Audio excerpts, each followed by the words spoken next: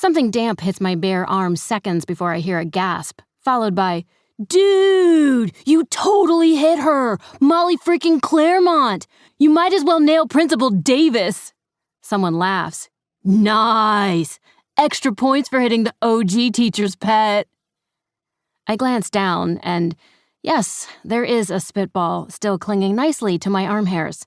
I briefly close my eyes and swear on my favorite week on 2 pages planner that if high school isn't better than this, I will run away and homeschool myself on a deserted island or in the back room of an old bookstore or something.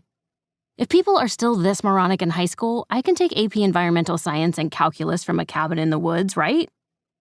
I flick the spitball off my arm toward a group of girls without slowing my stride, ignoring the high-pitched squeals that follow. The laughter kicks up and I move faster.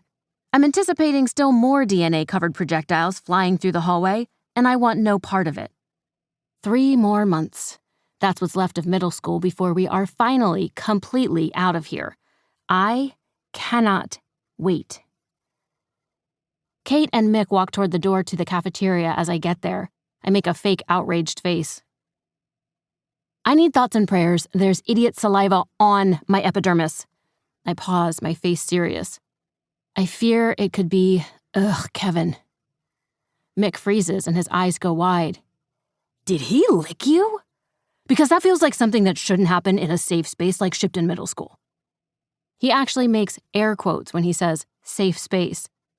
Mick is prone to quoting the school handbook, something that even I don't do. In public, anyway. Kate shudders. "Ew, it's like going to school with a Labrador retriever."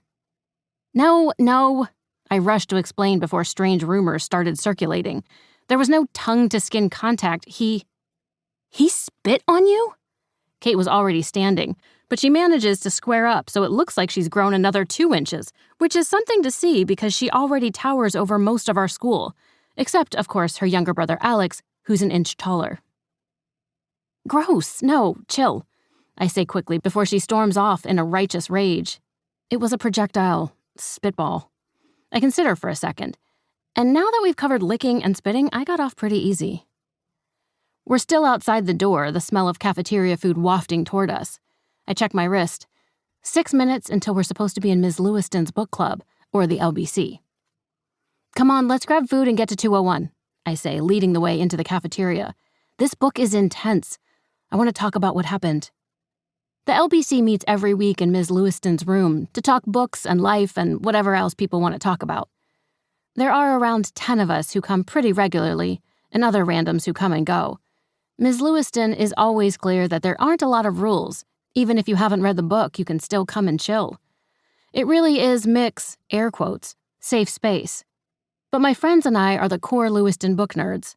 Us 3 plus Theo, Jax, and Alice always show up. I don't think I'm exaggerating when I say that the LBC is 100% totally the best part of my week. And not just because Ms. Lewsiton usually has candy. We get in line talking about the book we're reading, Ghost Boys, which is about a 12-year-old kid who's shot by police when they think his toy gun is real.